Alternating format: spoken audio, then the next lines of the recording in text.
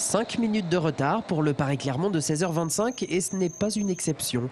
Inscrite dans le top 12 des lignes malades dans l'Hexagone, celle du Théose concentre la colère des usagers réguliers contre les trains qui ne le sont pas.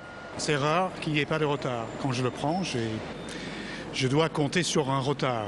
On est très ballotté, je trouve que c'est pas très confortable. Et il y a sur 100 km, ça bouge tellement que j'arrive pas bien à taper sur mon clavier.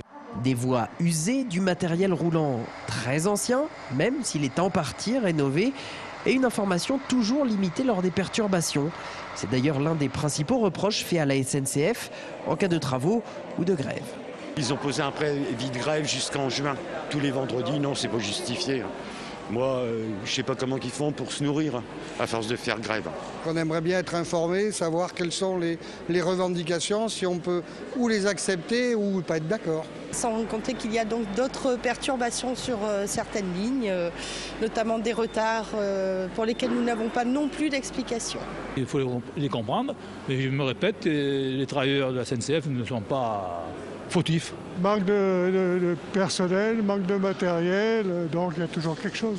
En bref, une dégradation de la qualité de service. Quelle qu'en soit la cause, la SNCF assure avoir entendu les usagers et leur promet du changement dans les 2 ans à venir.